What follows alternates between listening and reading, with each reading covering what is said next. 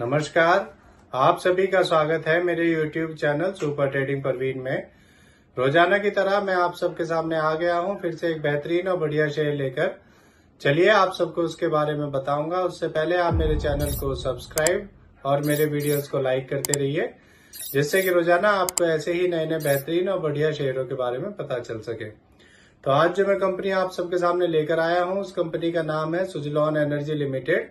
इस कंपनी में क्या बड़ी खबर आई है वो भी मैं आपको बताऊंगा, और अपने इस वीडियो के लास्ट में आपको ये भी बताऊंगा कि ये कंपनी कैसी है, आपको इसका शेयर लेना चाहिए या नहीं लेना चाहिए, और इस कंपनी के नेगेटिव और पॉजिटिव पॉइंट्स क्या हैं।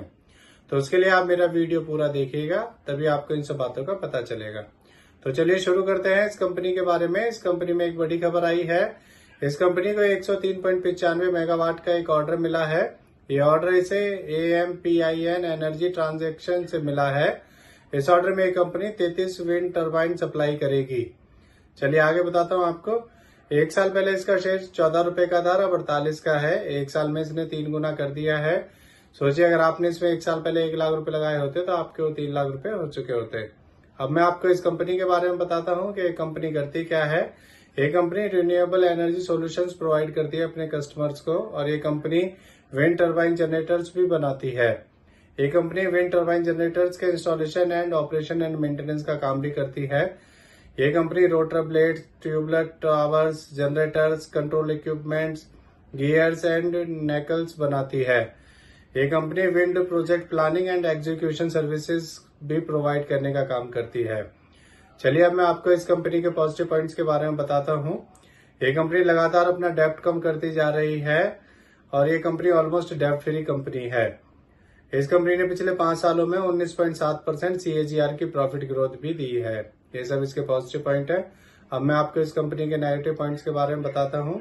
ये कंपनी लगातार अपना रिपीटेड प्रॉफिट शो करती आ रही है, और ये कंपनी डिविडेंड भी नहीं देती है।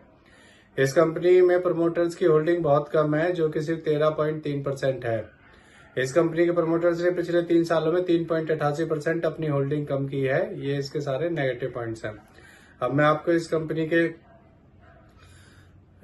MD और CEO के बारे में बताता हूँ। इसके MD CEO mister Vinod Tanti हैं।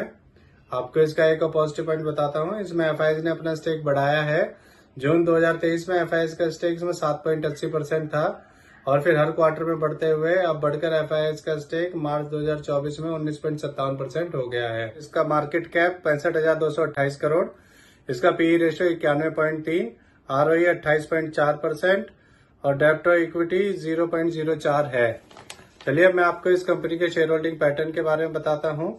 इसमें रिटेल का 60.85%, FIS का 19.57%, प्रमोटर्स का 13.29%, DIS का 4.44% और म्यूचुअल फंड्स का 1.86% स्टेक है।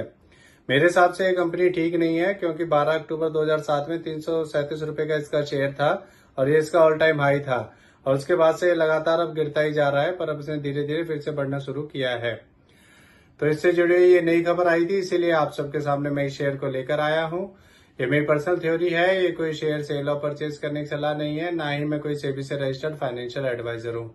आप मेरे चैनल को सब्सक्राइब और मेरे वीडियोस को लाइक करते रहिए, जिससे कि रोजाना आपको ऐसे ही नए नए बेहतरीन और बढ़िया शेयरों के बारे में पता चल सके। और अब मैं कल फिर आऊंगा आप सबके सामने फिर से एक नया बेहतरीन और बढ़िया शेयर लेकर। धन्यवाद।